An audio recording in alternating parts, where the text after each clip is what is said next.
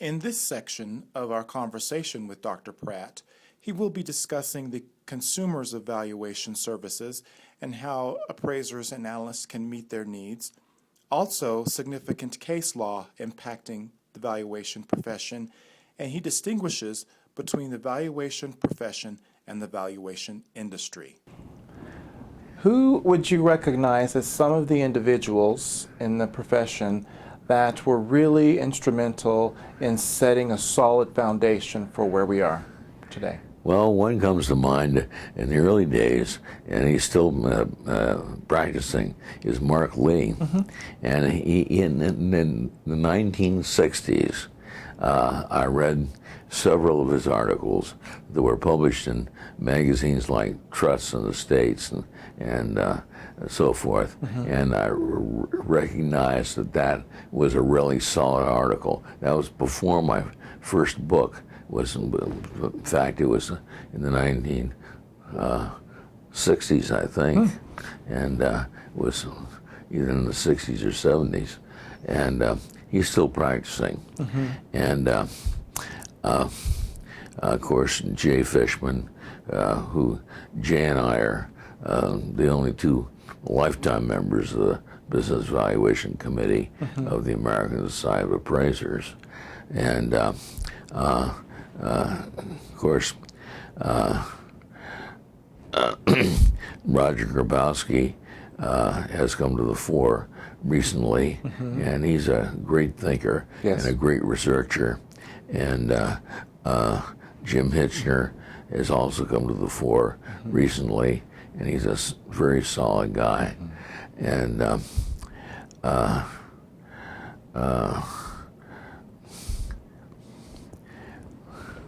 there are others, but I can't think of the names. Well, they definitely are very well published in theory and in practice.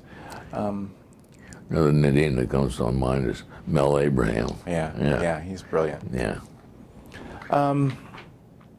Another question, what would you say are the top 2 or 3 things that make a business evaluator great at what he does?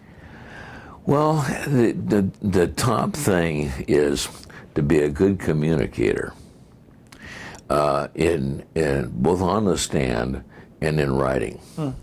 And one of my highest and best compliments is that somebody comes to me and they say, "I understand what you wrote.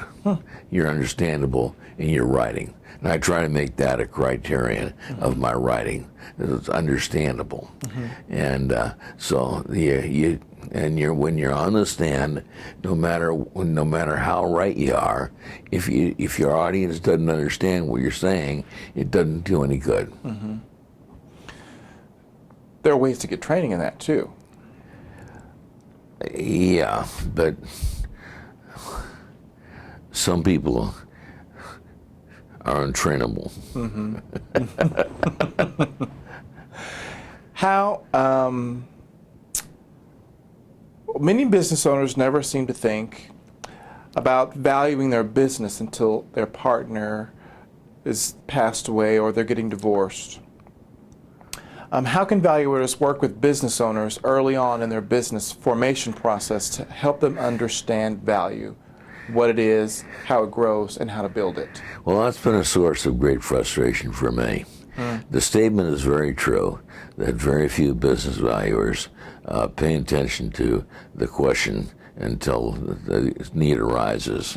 And I think that more education for the attorneys is the key to that.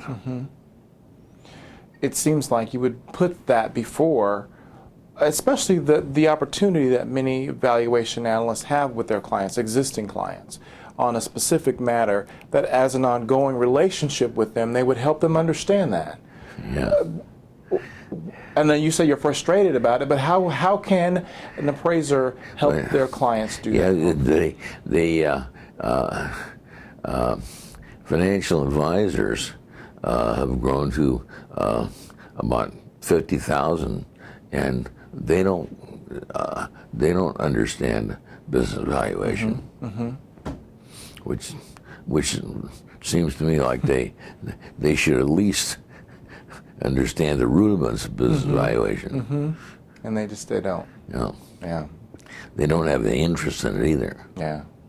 That's probably a big part of the problem. Yeah. What 2 or 3 case law findings, either state or federal, in the last 5 years have struck you as having the most profound effect on business valuation, and why? Well, New Jersey led the way in establishing fair value as a standard of value for divorces, Okay. and several states have followed. And divorce valuation is the least defined in terms of the specifics of the methodology and the standards. But New Jersey, in the Balsamides case, and one other, well, several others now, defined fair value as being the standard of value for divorce in that state. Pretty impactful. Any other?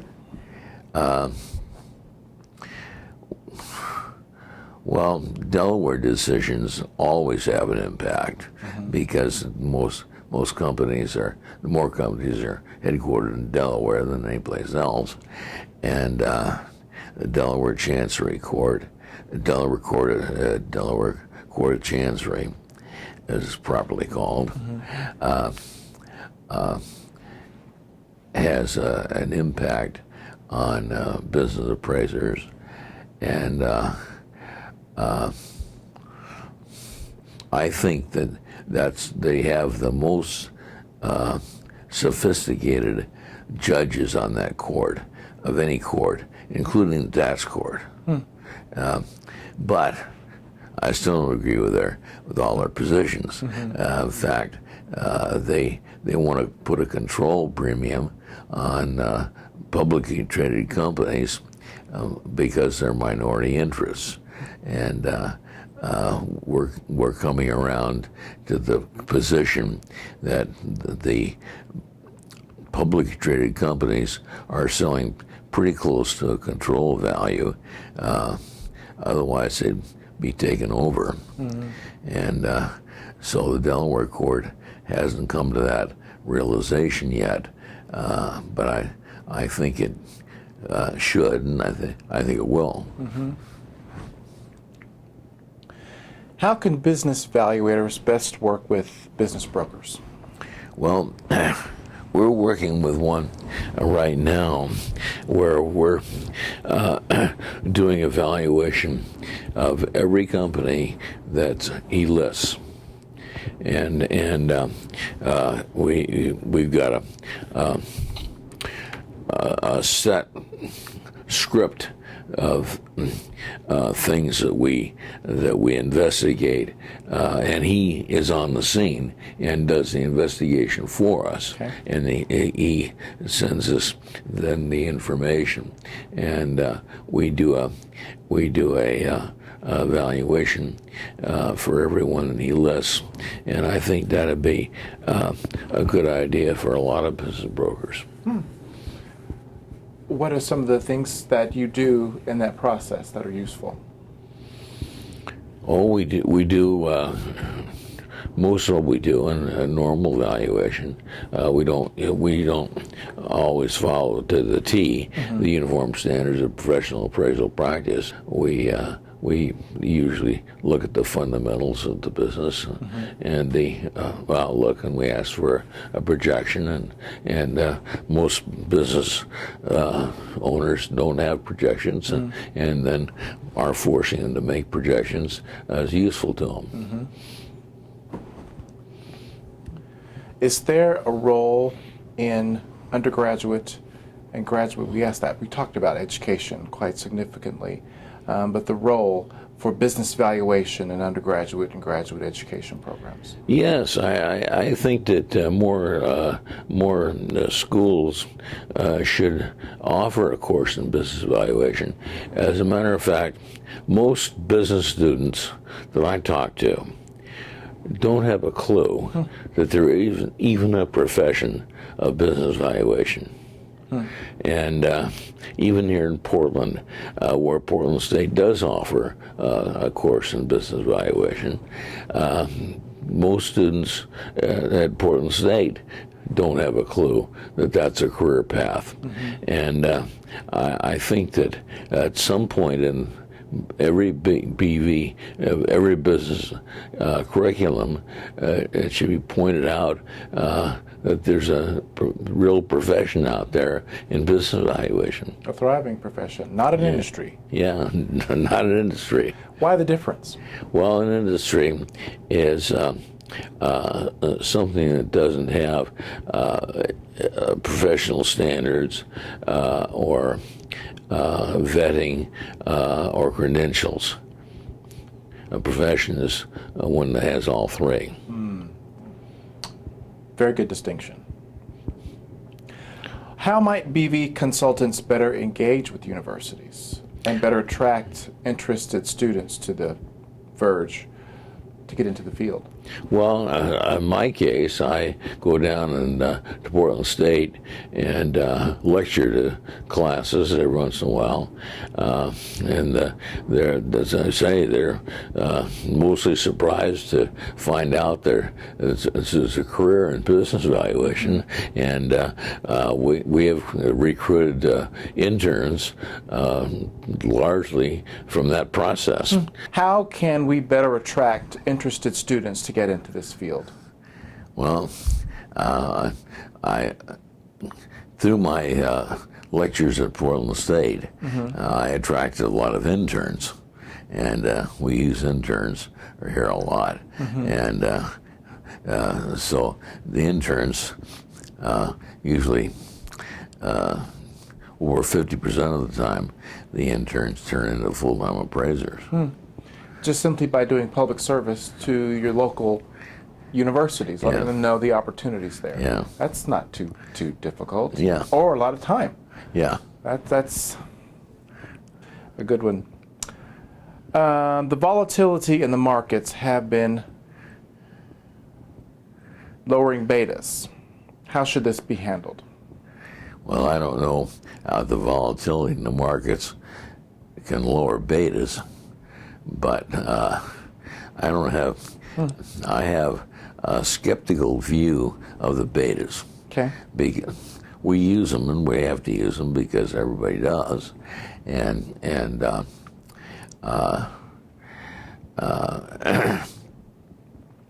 but they're not very stable.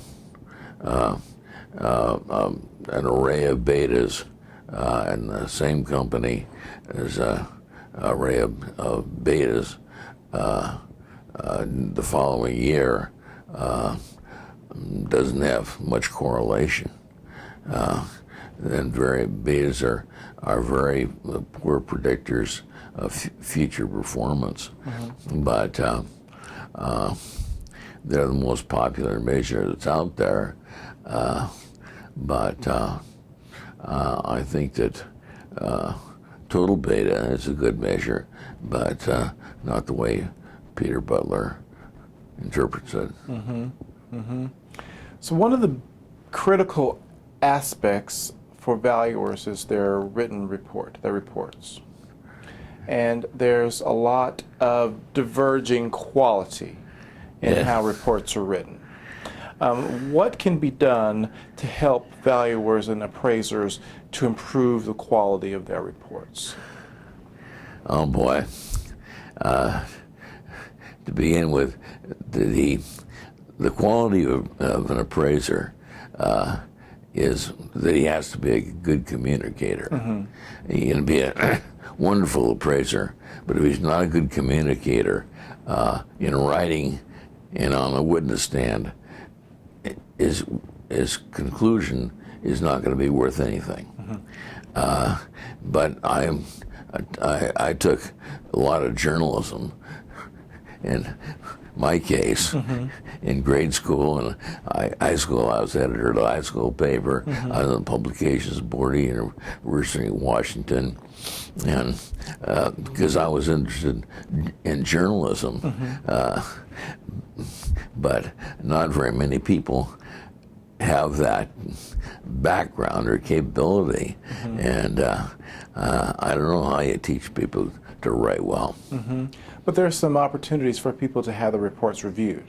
Yes, well, in fact, we do a lot of report review.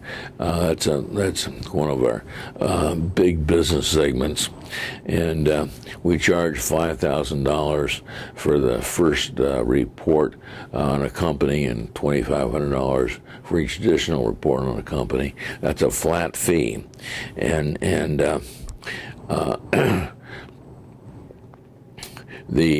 that's worthwhile to most attorneys to have that service done. Now, the American Society of Appraisers has a designation in appraisal review and management, which I have, and you have a designation. The Institute of Business Appraisers. The Institute of Business Appraisers, which is accredited in business appraisal review, which I also have, and the appraisal review has been a good revenue generator for us by itself, and about half the time it leads to more work, and frequently it leads to testimony. Well, the two parts to that. One part in that appraisers that maybe don't have a lot of experience and then want some mentoring or coaching, it's a good opportunity for them to get that with someone who's extremely experienced who can buy them some support. And then other, that you have made revenues from that. Yeah. It's opportunity for you to grow your business. Yeah. So what's involved? How do you coach, or how do you mentor someone who comes to you with a report or needing some support? What's involved from your perspective? Well, we offer to provide the feedback either in writing or verbally. Some attorneys, because we could be very critical of their own appraiser, and they don't want that in writing in the file. Right. And so we offer to give the feedback verbally or in writing as the client may choose. Now, we don't do an appraisal in the reviews, but we do point out the strengths and weaknesses of the appraisal. That has to be very helpful for folks just coming into the profession. Yeah. So let's switch gears a little bit. We've talked a lot about your profession and what you do professionally, but your family means a lot to you as well. Yes. 4 kids and 10 grandkids. Yes. This is a great picture here. Is this your wife, Millie? This one here in the middle? Yes. And how long you said married? 53 years. 53 years. There's a bear in this picture. It looks like this was in Jackson Hole, Wyoming. Oh, that's a great where place. Our family goes every other year for a retreat since 1997. We're going to go this year, and that picture was at a campsite in the Teton National Forest, where the cub bear walked right up to our picnic table and ate our sandwiches. Oh gosh. Why Jackson Hole? I mean, did you go there as a kid, or how did you discover Jackson? No, I'd never been there before. But we cast around the country for a place to hold a retreat, and then we in 1997, and we went there for our first one, and we've gone there ever since. It is a beautiful place. Yeah, beautiful place, and a lot of activities to do. Where's some other places that you've traveled that you enjoy? Well, I have a condominium. I have condominiums at the Mount Hood, and there's hiking trails all over the Mount Hood National Forest, and I enjoy those, or I used to enjoy those, and the Oregon coast, I've spent a lot of time in Oregon and Washington coast, and we have a thriving wine industry here in the Northwest, and I've enjoyed visiting the wineries. Oh, yeah? But they're multiplying faster than I can keep up with them. We have over 1,000 wineries between Oregon, Washington, and Idaho now. Wow. Which one's your favorite? Oh, Or you just like going to them all? yeah. Well, I can't do them all. Right. They've outgrown my capacity for that. But yeah, Mill Valley Vineyards is nice.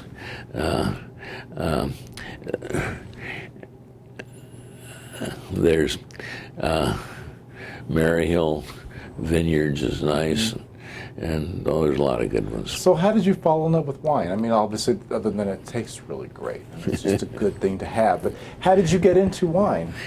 Well, I guess by accident. Yeah? I guess by accident. When in the 1960s, there were only 30-some wineries in Oregon. Okay. And so I set out to visit them all, and I accomplished that. But they've since burgeoned to past my capability of doing that. But I've enjoyed a glass of wine with dinner, and I like good wines. Yeah, I do too. Actually, I also know that you have a wine cellar at home. Yes. How long have you had that? Oh, I've had that for 20 years. It's got a capacity of a little over 400 bottles of wine, so I had to put auxiliary refrigerators in the garage to handle the overflow. Do you spend a lot of time there, or No. no? What other things do you enjoy doing with your time? I know you've got a fascinating train set that we hope to see, and your wine cellar. What are some of the things that you like doing? Well, I collect mugs and glasses from my travels, and those are my three hobbies. I read quite a bit, and I watch American Idol. Oh, you do? So who do you think's going to win this season? Well, Who are you pulling for? well, I'm pulling for Scotty McCreery. I like that show. Oh, I never would have thought you would be an American Idol fanatic. That's interesting. Robert Riley, we learned, loves Star Trek. Yeah, And he and his daughter do a lot of Star Trek things together. Yeah. yeah. My son and grandson do a lot of that together too. Oh, yeah. Did you follow that much when it was? No. No?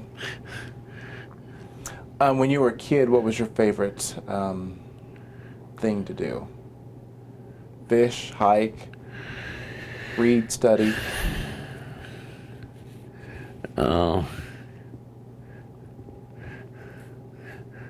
Ride bicycle, I guess. Yeah, I used to like riding a bicycle a lot. yeah. And it was just you growing up in this beautiful outdoors, this western, northwestern wilderness. It's quite a magical place. Did you camp a lot? Yeah, I camped a lot. And did you have a lot of friends when you were growing up? Getting too much mischief? No, well,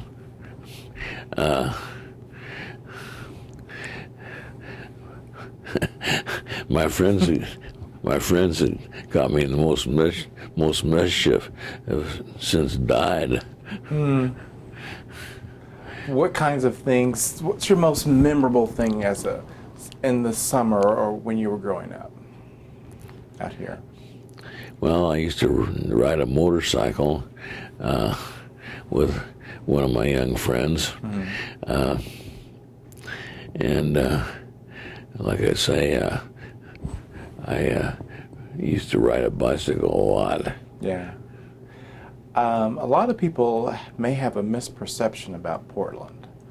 in the Northwest. It seems so far away from where most people are, like in the East Coast specifically. What would you? You came here on the day of summer. Sure, I did. It's beautiful. No rain, sunny blue skies. It was raining yesterday. Was it? But people think, I don't know what they think. They get a misperception about Portland. I mean, if you could help dispel some of the myths about Portland, what would you say to folks about this place? Well, I would say that we're known for our beer. We got the most brew pubs per capita of any city. Mm-hmm. We're kind of a fun place. I like it. And we also are attract the homeless. We're very tolerant. And as a consequence, we attract a lot of homeless people. Yeah. But what a place to pitch a tent or find a place to hang out.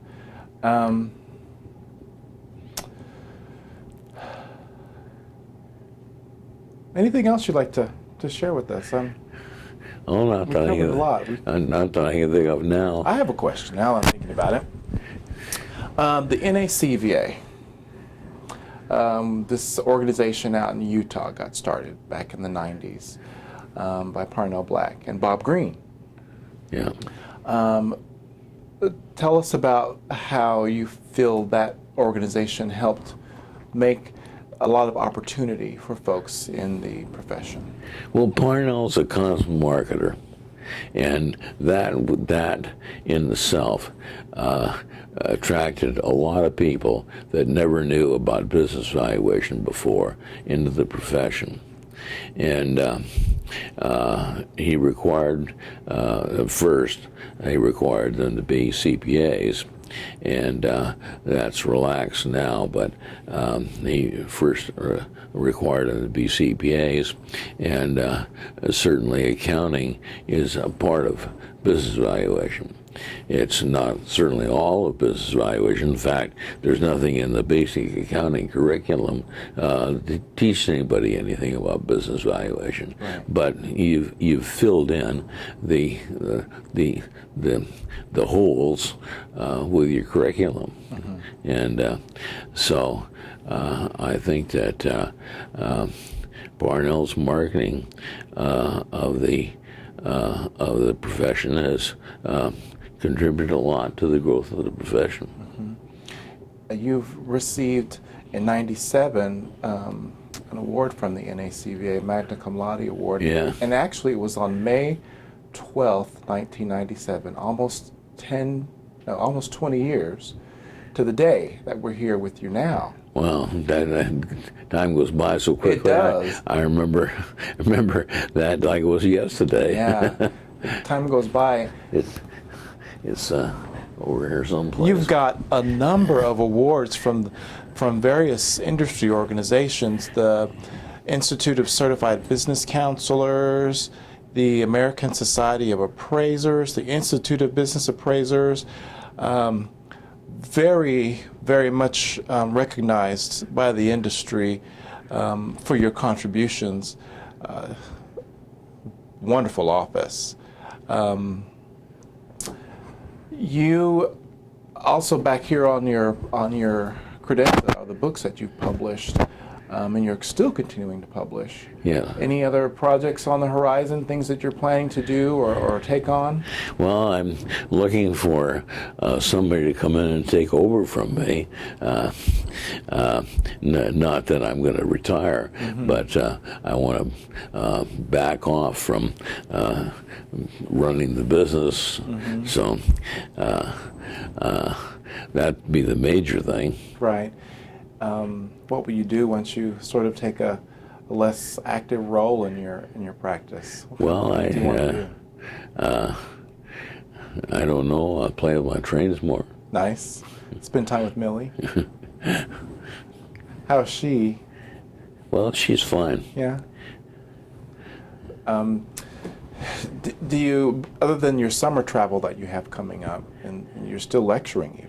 Yeah, well, I'm lecturing at the ASA, the National Advanced Business Evaluation meeting, and also at the AICPA Advanced Business Evaluation meeting this year. And as you know, I'm lecturing at your meeting next year. Next summer, yeah, and this fall. And so I'm still testifying quite a bit, and not very many of those are in Portland, Oregon. I've traveled really? quite a bit for those testimonies. Well, Shannon, we are so, like I said when we started, this is such an honor for you to spend some time with us, and everyone out here who's going to watch this interview with you has been impacted by the contributions that you've made, and we truly, truly appreciate it, and your time and your generosity. And I admired you for many years from my position with NACVA and IBA now, and just want to thank you for all of that. Well, thank you, Brian. Yeah, we appreciate it. In the last section of our interview with Dr. Pratt, we visit with him at his home, seeing the man behind the scenes and the things that make him tick, and the loved ones that are so responsible for making him the industry master that he is.